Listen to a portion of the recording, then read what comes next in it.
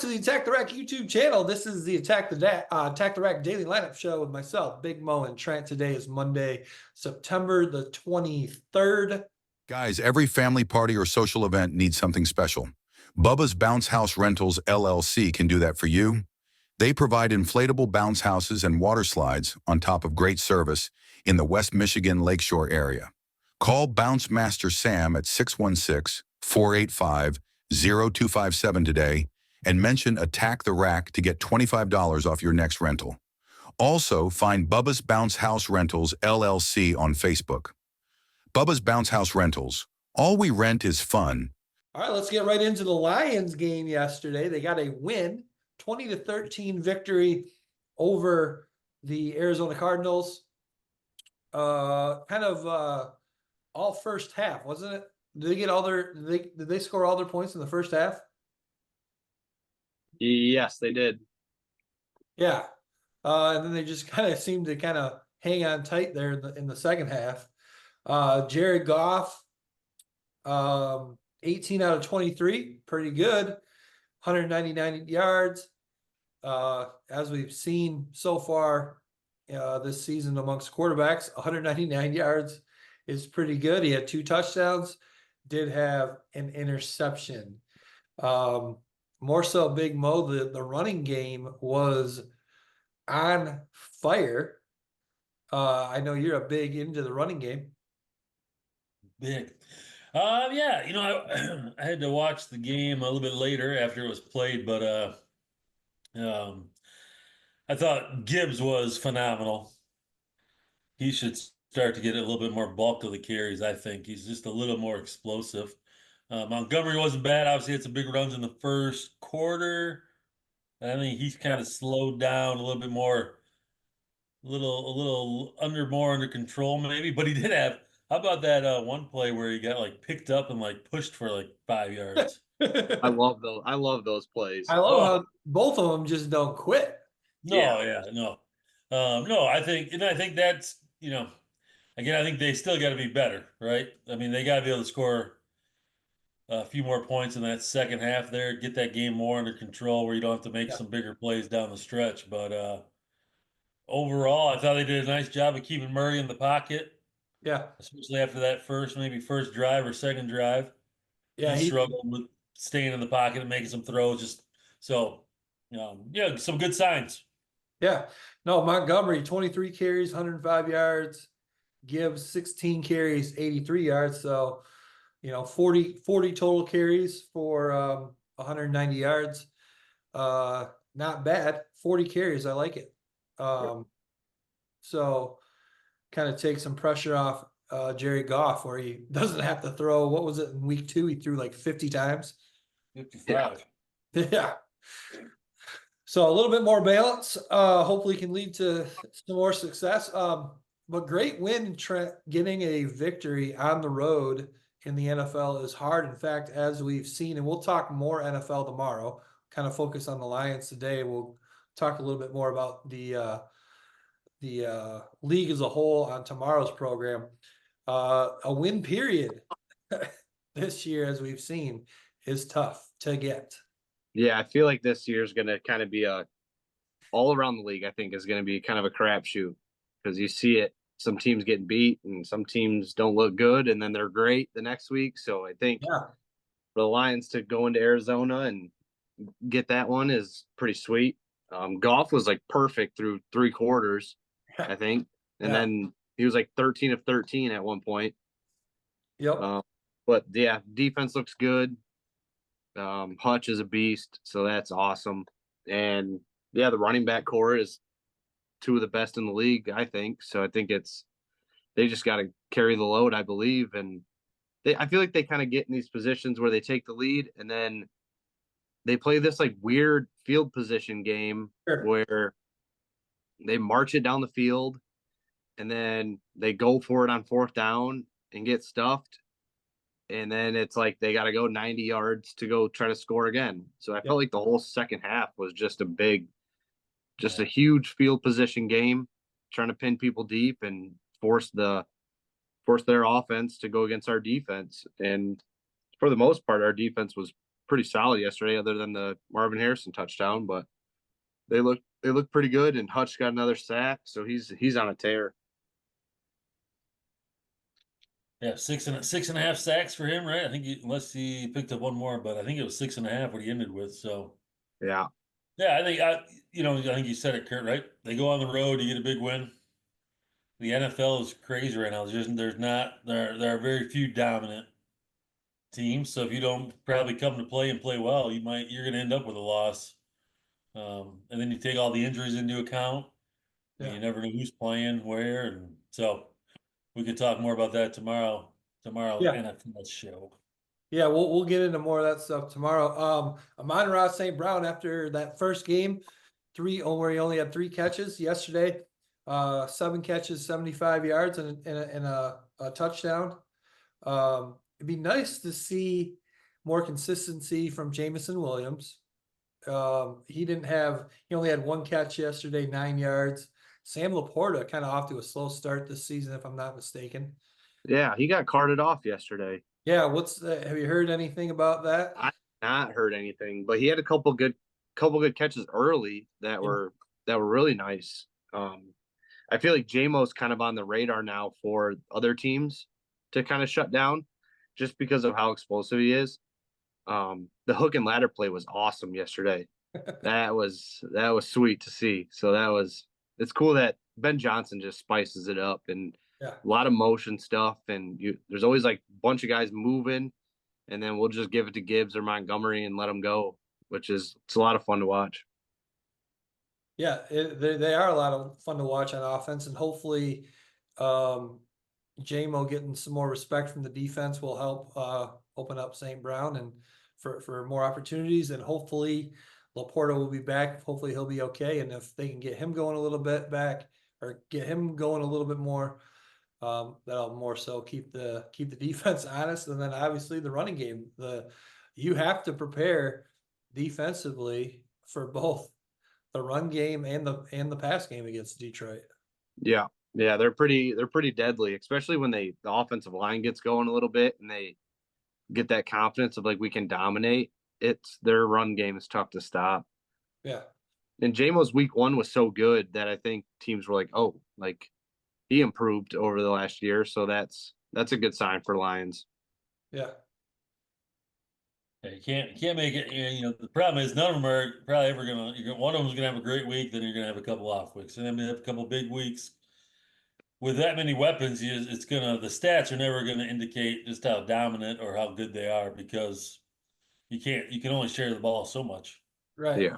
Yeah. The defense is gonna take away something. They're gonna. Yeah. I mean, if you're a quality defense, you're trying to take away the 1 and 2 options. So what are you going to take away? And that's going to open the door. And then the last 2 weeks it's been probably Brown, right? He's gotten some more of the major looks, and Yeah.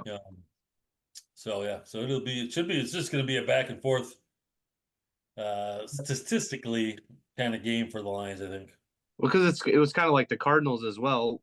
Marvin Harrison didn't get targeted week 1 at all, and they're all like up in arms about him not getting targeted. And then Kyler kind of called out the OC for not calling plays for him, and then he's been like a top receiver for them the last couple weeks. Yeah. So I think that's just how it works a little bit, because obviously he's their best wide receiver.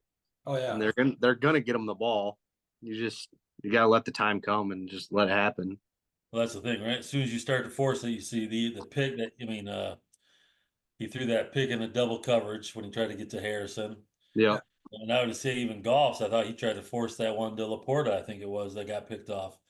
So again, you can't force it. You just got to take what they give you. Otherwise, you're going to get yourself in trouble as a NFL QB. Yeah, Sure. Marvin had 11 targets yesterday, so it's like they're throwing it to him. I mean, how many times did Kyler throw it? 34. So 11 of 34 were going to Marvin. I mean, that's almost third of the throws. Yeah. So it's like they're getting it to him. You just got to let it happen. Maybe they're just decoying him for the first week, and then they're like, they just don't even give it to him, and then they just air it out. Yeah. All right. Anything else, guys, on the Lions game yesterday?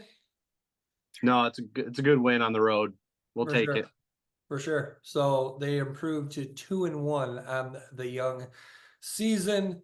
All right, let's talk the other Detroit team playing sports right now, and that's the baseball team we've got in Detroit. The sorry, the Detroit Tigers.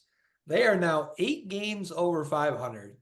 They are now tied for the second wild card spot. We were talking the last few weeks about, oh yeah, it'd be nice if they just continue to compete for that last wild card spot, the third wild card. They now are tied for the second wild card after just taking 2 out of 3 games from the mighty Baltimore Orioles. Trent, we tried to talk a little bit of Tigers last Wednesday. You had the technical difficulties, so Yeah, we did. so you didn't really get in on that. So we'll start with you. I mean, what? First of all, I am a little bit uneducated now on how the playoffs work with the 3 wild card spots. Okay. Could you kind of break down how so you got your 3 divisional winners. Yep. So they're automatically in. Yeah. So then you got the 3 wild cards. Yeah. So the wild cards are just one game, and it's win in advance or you're done. So is I it, think whoever the better team will be the home team for the wild card. So just to be able to have a chance, I think is. but how does that work with 3 different wild cards? Like It's a great. does the top team kind of get like a bye, and then the second and third team play each other, and the winner plays the? That's how I'm thinking. This is what I'm looking at right now. I could be wrong. Tell me this here. Well, maybe not. Can't be right. Top 2 divisional winners in each league receive a bye, Yep. while the lowest seeded divisional winner in the 3 wild card teams play. Okay, so the lowest seeded division winner, Yeah. will play the wild card teams. Okay. So that it'll be the 3 wild cards, and then the lowest division winner, they'll play in a 1 game. Yep. So those are even if you win Or your it's best of 3. It might be best of 3. Well, to me, I thought somewhere in there is a 1 game, but to me, if you win your division, you should at least have more than a 1 game series. Yeah, that is true. And then so it's, according to Google, the wild card series has best of 3 format. The higher seed hosts all 3 games. Okay. And then the divisional series is best of 5, 2-2-1. So 2 home, 2 road, back to home. Yep. So potentially, if you're the first or the top 2 division winners, you got probably a good week, possibly a week. Well, not really, because baseball they play every day. So yeah, they might do it a little different for playoffs. They might give a rest day, but yeah. maybe the 2 home games will be just back to back for wild card, just to get into the divisional. Yep. So anyway, yeah. So they leapfrog Minnesota now, and now they are tied with Kansas City for that second spot. And really, they're just 4 games behind Baltimore after just taking two or three of from Baltimore. And they swept the Royals. Yeah. So they're cooking. The nice thing too is they've got the remaining 6 games are home games, 3 of which are against the worst team in the history of Major League Baseball, the Chicago White Sox. Yeah, that'll be, and I would hope they sweep them, because we got Tampa this week, I believe. So, nice, and they're all right. Yeah, it'd be nice to get 2 out of 3 from Tampa. Yeah. Well, I mean, I would think if you get 2 out of 3 from Tampa and 2 out of 3 from Chicago, you're in. I would think so. I'd like your chances there. Yeah. Yeah, they've been on a tear. It's been pretty impressive. The bats are hot now too, which is great. So it just helps out that pitching even more. I wish I would have looked it up, but their second half record at one point was one of the top 2 records in the American League for the second half. I wouldn't be surprised if they've now overtaken that and have the best record in the American League in the second half, but it's certainly one of the top records for sure. Big Mo. Yeah. you've been the one that's really been kind of more of the glass is half empty here with the Detroit Tigers. What do you think now? Now they're currently, if the playoffs begin today, they'd be in. Do you think they can hold on or no? Yeah, I mean, gosh, in baseball, I got to imagine you want to be playing your best ball at the end of the year, right? It's a long season, so right now, what they'd be considered like the sixth seed, playing Houston if it had started today. So I would think that they'd want to maybe win these last two series, maybe have a chance to overtake KC for the fifth spot. Yeah. That'd be a good way to get into the playoffs, and then you're playing at Baltimore, maybe, who you just took 2 out of 3 from. So, no, I'm on the bandwagon. Okay. Let's go Tigers. Let's go. Um, let's see if they can let's get up one more spot, man. Let's win these last 4 or 6 or whatever, 5 or 6, and go into the playoffs on fire. Yeah, that'd be sweet. Just stay hot. Don't get cold now. They've come so far since the All-Star break. Let's not just fold, Well, what I'm excited for too is actually maybe be able to watch them actually play, because again, as we've talked about on here and I think on the podcast too, with them being on playing all their games on Bally Sports, and YouTube TV is what I got, and there is no Bally Sports on YouTube TV. No, there's not. So once they get into the playoffs, it'd be nice to be able to watch. So hey, speaking of playoffs, let's move on to the WNBA playoffs. Playoffs. Playoffs. We just got to win a game. Wow. Indiana Fever. Yikes. Yesterday. Oh. They got destroyed. 93-69 there in game 1 against the Connecticut Sun at the Connecticut Sun. They looked like they didn't even belong on the same floor with Connecticut. I will say both Clark and Kelsey Mitchell, I'm looking at this right now, they combined for 4 out of 23 from 3. Yikes. So that is not typical of those two. As we talked about, though, like, in order for them to be good, they need to make a bunch of threes. Yeah. And you lose by 30 if you don't. Yeah. And Dantas hit 2 threes off the bench, so they only hit a total of 6 threes in the entire game. Yeah, shot 20% from 3. Oof. Oh, It's like Angel Reese from 6 feet. yeah. So keys to them trying to get back into this thing. Obviously, Mitchell and Clark for sure. They need to start shooting the ball a lot better. Lexi Hall, she only had 2 3-point attempts. That's kind of been her thing. She's got to maybe get 5 or 6 3-point attempts. But anyway, Big Mo, I'm sure you watched the game. Overall takeaways, what do you think? Do they have a shot, or is it time to the dream season of the dream rookie? I think you still have a shot, because obviously, if they shoot it well, they're going to win. I believe the Marbury, the Mabry, Mabry. Yeah. I mean, how she gets off 10 open looks is unbelievable. Yeah. Other than that, like, they're gonna have to find a way to just handle the Suns' defense. I do think that the tall, skinny girl. Shit. Yeah. Which one is Bonner? Bonner. I'm drawing a blank there. I think she frustrated Clark a little bit, just with the sense that she gets a hand up. But again, like I'll be honest, I only watched the first half, and then I was on the road driving, so I couldn't watch the second half. I'm not sure like what they did really, like anything different to like try to get Kelsey or Clark going. Yeah.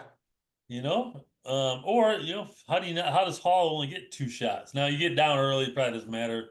Clark started to force it a little bit. But again, they both had to, and honestly, it's kind of like that every game.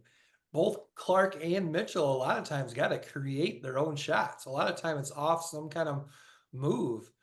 It's very few for both of them. Very few catch and shoot threes.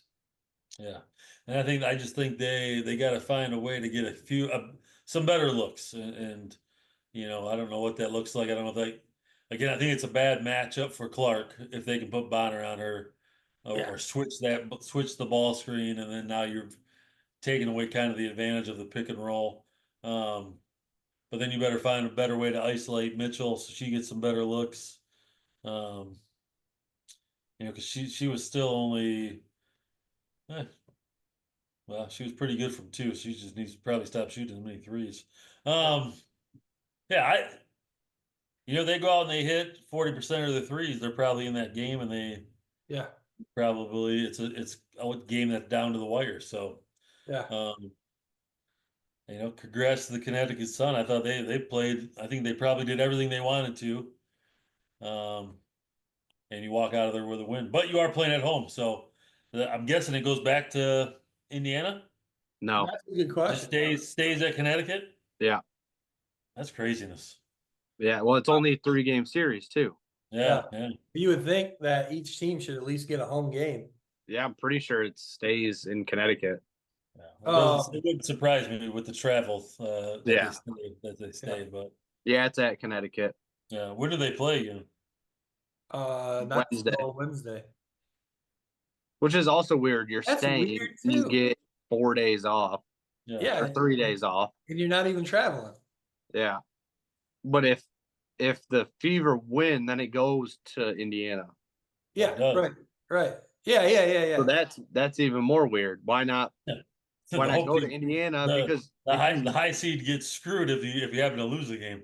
right. Yeah, that's true too. Because then in the game deciding, series deciding game, the higher seed is on the road. Yeah. Yeah. But I will say that arena yesterday was at least half full with Fever fans. Yeah. I think that's how it's been all year.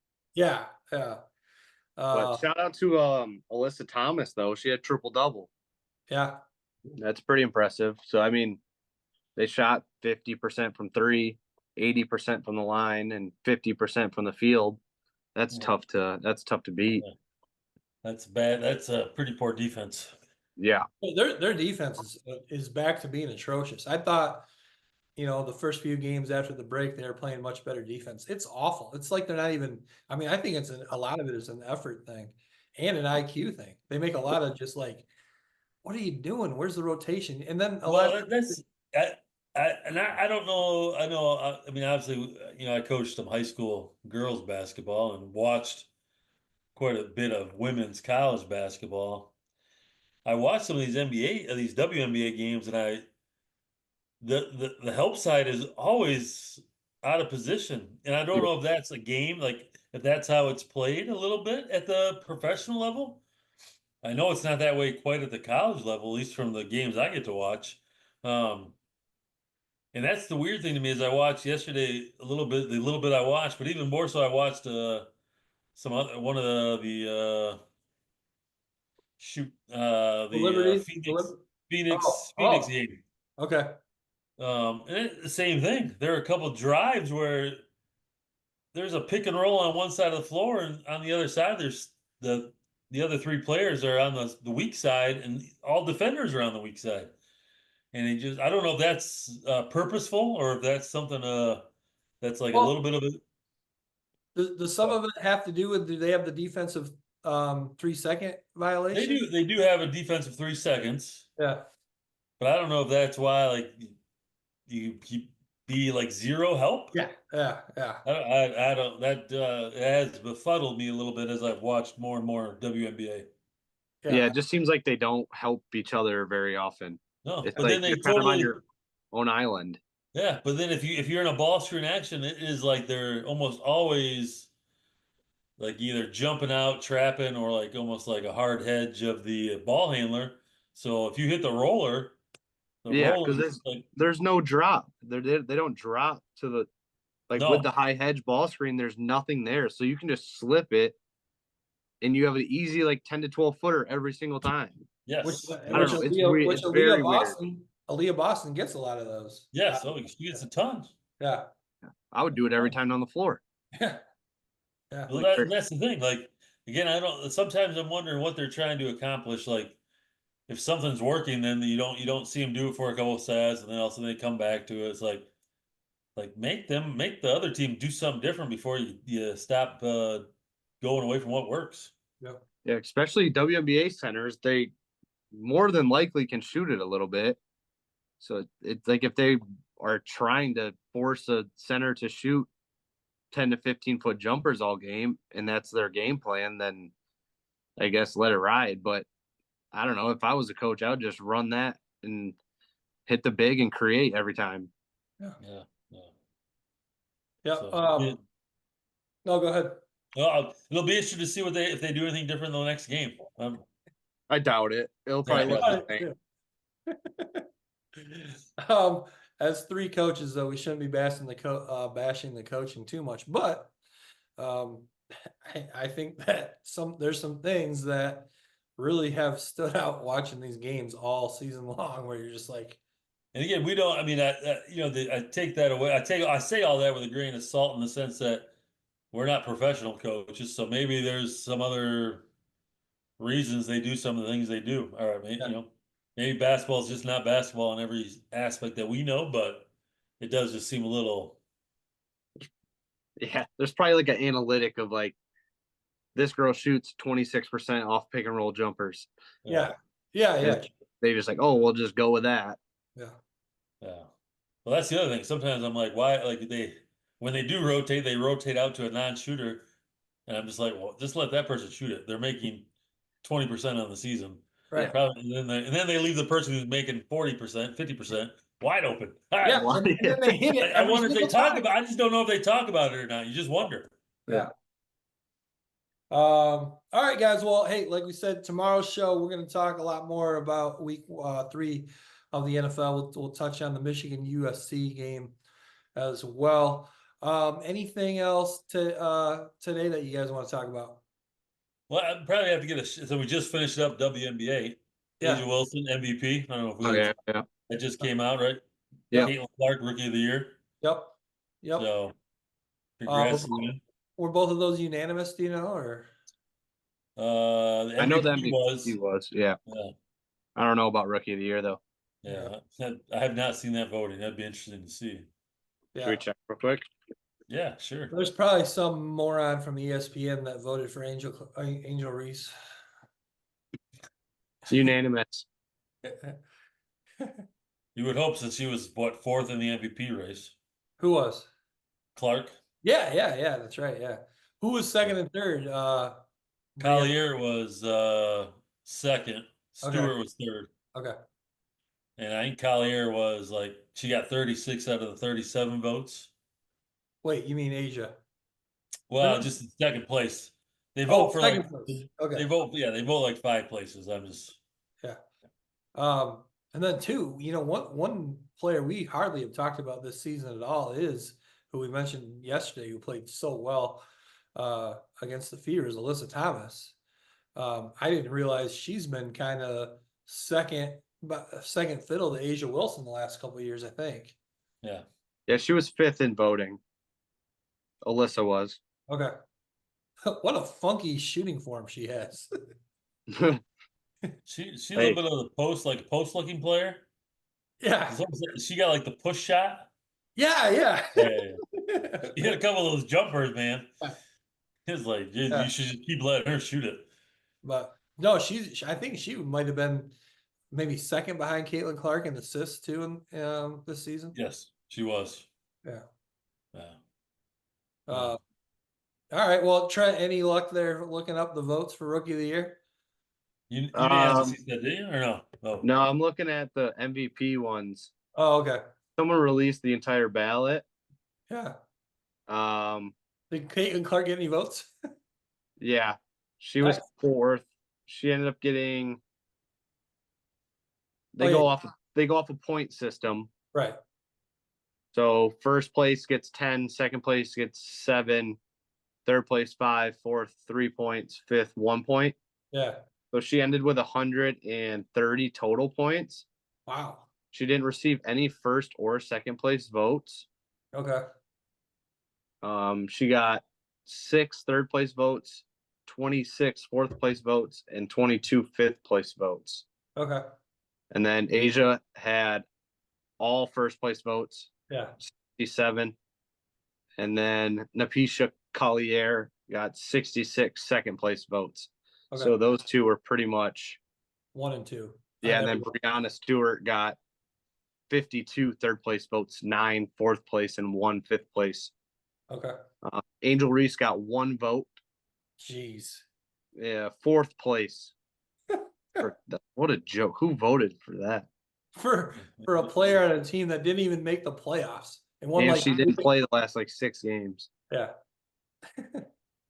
Caitlin Clark, unanimous rookie of the year. Okay. All right. Kelsey Mitchell got a vote for MVP. Wow. 1 third place, 1 fifth place for 6 points. Okay. Probably must be Indiana writer. Yeah.